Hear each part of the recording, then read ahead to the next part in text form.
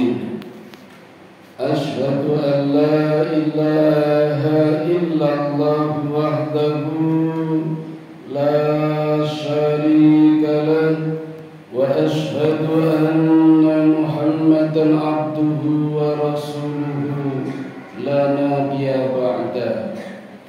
Segala puji bagi Allah yang telah memberikan kenikmatan kepada kita, khususnya rezeki, wabil khusus makanan dan minuman, hingga kita bisa menunaikan ibadah puasa dengan berbuka. Mudah-mudahan buka puasanya kita tadi mendapatkan barokah dari Allah Subhanahu wa ta'ala. Bapak Ibu jamaah Masjid Ar-Rahman yang dirahmati Allah, izinkan di waktu yang singkat ini saya menyampaikan materi tentang Ashabul Maimanah. Ashabul Maimanah adalah nama golongan, satu dari 3 golongan atau penduduk yang Allah abadikan di dalam Al-Quran. Banyak ayat, banyak surat yang menjelaskan tentang Ashabul Maimanah. Surat yang saya baca tadi ketika rakaat kedua juga menggambarkan golongan yang Allah bagi-bagi di hari kiamat besok.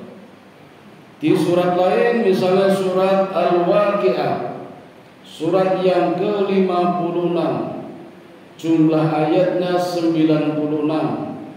Itu juga menggambarkan adanya 3 golongan ketika terjadinya hari kiamat.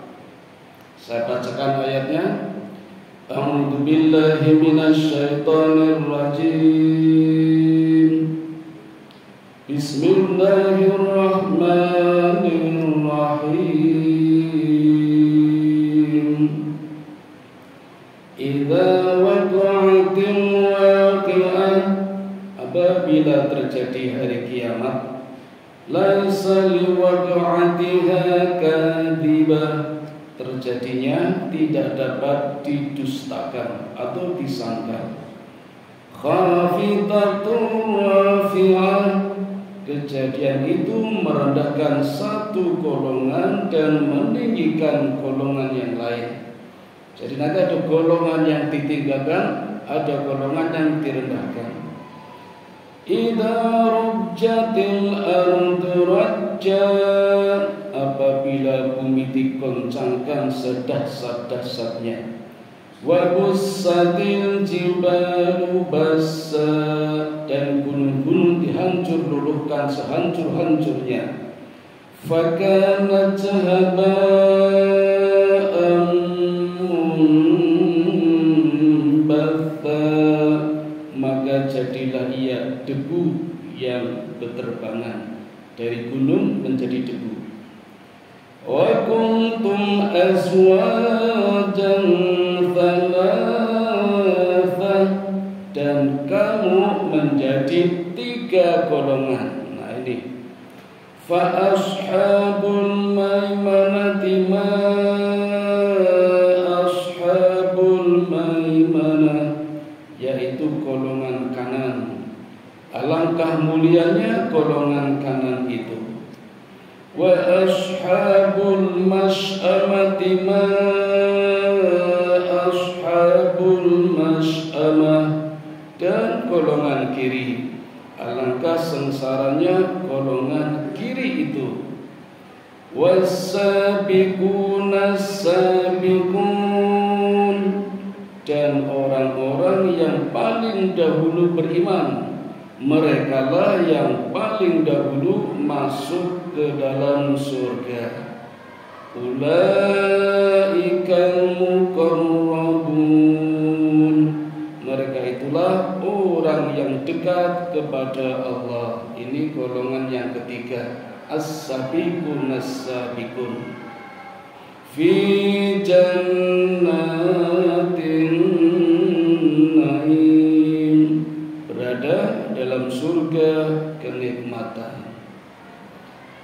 Peluang kita Bapak Ibu hanya di golongan kanan, ashabul maimanah. Golongan kiri bukan harapan kita, karena golongan orang yang celaka. Golongan yang ketiga, golongan awal tidak mungkin, karena golongannya para nabi, golongannya orang yang lebih dulu beriman daripada kita. Peluang kita hanya ada di golongan yang pertama, ashabul maimanah. Atau di ayat 27 disebutkan ashabul yamin. Jadi sama saja, golongan atau penduduk pasca terjadinya kiamat mendapatkan buku catatan amal, menerima dengan tangan kanan, ashabul maimanah atau ashabul yamin. Lalu apa agar bisa mendapatkan predikat ashabul yamin? Beberapa persyaratan harus dipenuhi Bapak Ibu. Ibarat terima rapot, mau ngambil rapot harus ada syaratnya. Syarat yang pertama adalah beriman kepada Allah. Kelihatannya mudah. Banyak orang mengatakan iman adalah percaya, lisannya mengucapkan, hatinya meyakinkan, perbuatannya merealisasikan. Itulah iman. Benar tapi tidak salah. Tapi untuk menjadi golongan kanan harus lebih dari itu. Menjadikan iman sebagai landasan untuk menjalankan dua proyek besar, yaitu amal ma'ruf nahi mungkar. Bukankah kita umat yang terbaik? Kuntum khaira ummatin ukhrijat linnasi ta'muruna bil ma'ruf wa tanhauna 'anil munkar wa tu'minuna billah. Landasannya iman untuk menjalankan dua amal, mengajak kebaikan, mencegah kemungkaran, amal ma'ruf nahi munkar. Maka dulu entah pemilu yang keberapa itu ada partai yang memang tujuannya amal ma'ruf dan nahi munkar. PAN, partai amal ma'ruf nahi munkar. Dulu waktu zamannya Amin Rais, kalau kemarin kayaknya enggak dah, cuma joget-joget aja itu. Pan tidurnya di dipan gitu. Itu yang pertama. Yang kedua, yakin adanya hari kiamat. Sama dengan tadi, kalau cuma yakin oh iya ada kiamat besok seperti ini, gambarnya seperti ini, itu biasa. Tapi harus yakin betul dengan keimanannya. Maksud saya, contoh, misalnya ada hadis, man amana billahi wal yaumil akhir falyuhrim jarahu. Barang siapa beriman kepada Allah dan hari akhir, maka hormatilah tetanggamu. Nah ini yang sulit. Kita seringkali egois, harus menghormati tetangga kita, orang lain yang terdekat dengan kita. Saudara kita, sedara sedaging belum tentu dekat, apalagi lokasinya sudah berjauhan. Apa yang terjadi di sekitar kita, biasanya tetangga lebih cepat daripada saudara kita. Maka wajib juga menghormati tetangga.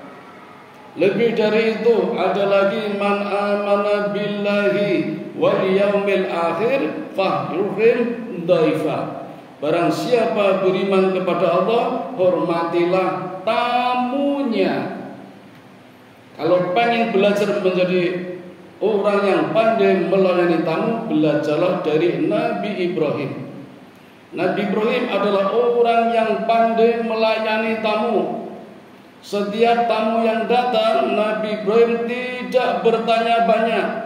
Yang pertama kali dilakukan setelah menjawab salam dari tamu, mempersilakan duduk, langsung membuatkan makanan. Tidak tanggung-tanggung, biasanya disembelihkan onta.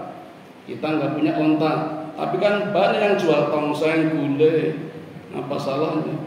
Kemudian minuman, dipersilakan makan dulu, setelah kenyang baru diajak bicara. Beda dengan kita, seringkali diajak ngobrol lama sampai lupa nggak disuguhin. Nah, itu kalau pengen belajar dari Nabi Ibrahim. Bahkan Bapak Ibu, Nabi Ibrahim seumur-umur tidak pernah makan sendirian.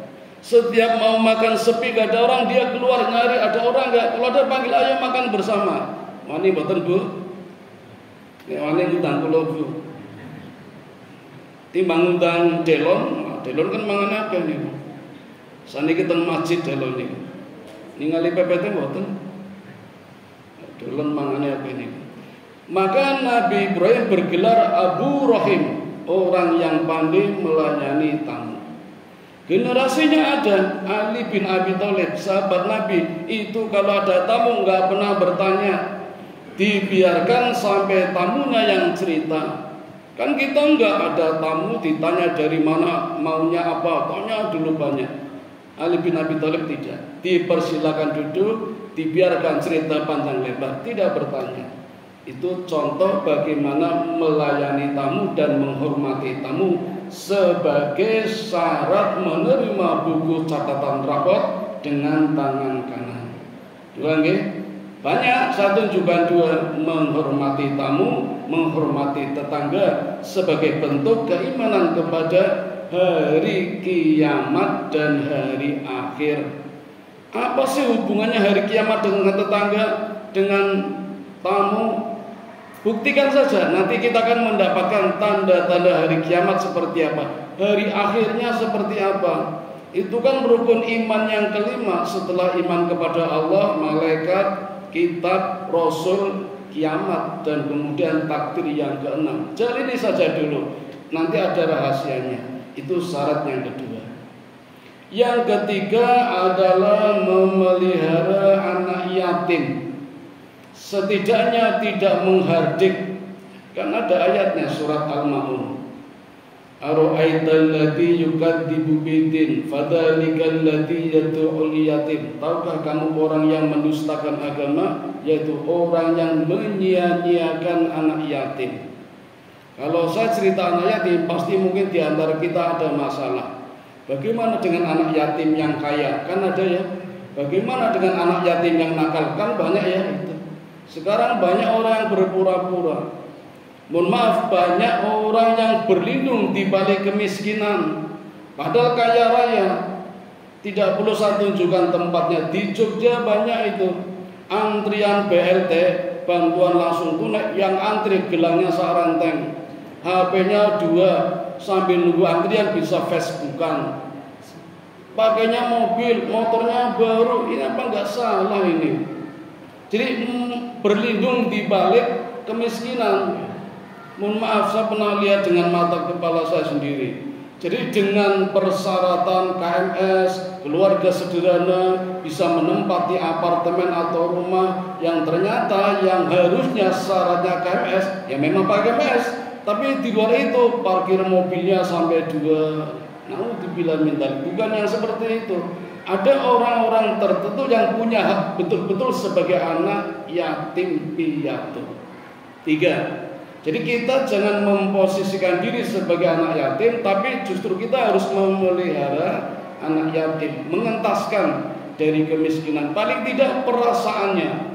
Kecuali kalau mereka sudah tidak punya perasaan sebagai anak yatim, nah itu mungkin sudah lain lagi, mungkin sudah dewasa. Nah, saya aja kan anak yatim Bapak Ibu, bagus sudah nggak ada. Tapi kan sudah nggak berperasaan seperti anak yatim, maka sudah tidak dianggap anak yatim lagi. Nah, kalau saya anak yatim, saya bisa antri beras itu, berhak menerima zakat fitrah. Saya sudah antri nanggenya ini. 3 nggih. Dan yang keempat kaitannya dengan fakir miskin, orang yang untuk kebutuhan sehari-hari saja tidak cukup, itu namanya fakir. Kalau pas-pasan namanya miskin. Itu yang berhak kita pelihara, maksudnya kita santuni baik secara individual maupun kelompok. Nah, inilah Bapak Ibu beberapa persyaratan yang harus kita lakukan bila kita ingin mendapatkan catatan rapot amal kita dengan menggunakan tangan kanan. Tidak ada pilihan Bapak Ibu, kalau tidak nanti kita justru masuk pada ashabus simal, orang yang menerima catatan dengan tangan kiri. Hanya itu. Jadi tidak ada pilihan. Kalau yang satu nggak mungkin karena kita masuk Islamnya belakangan.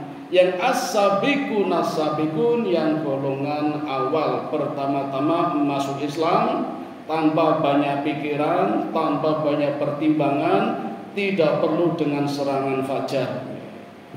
Demikian Bapak Ibu yang dapat kami sampaikan. Mohon maaf tidak berlama-lama. Saya juga nanti pamit tidak ikut sholat tarawih. Sudah ditunggu di Masjid Baitur Rahman Karangbaru. Di sana tarawih dulu, witir dulu, baru ceramah. Jadi terbalik, sini ceramah dulu baru tarawih. Jadi saya pamitan langsung. Nanti bisa dipimpin Ustadz yang pakai peci putih ya, imam besar Masjid Baitur Rahman ini. Mari kita tutup dengan doa kifaratul majlis. Subhanakallahumma wa bihamdika asyhadu an la ilaha illa anta astaghfiruka wa atubu ilaik. Assalamualaikum warahmatullahi wabarakatuh.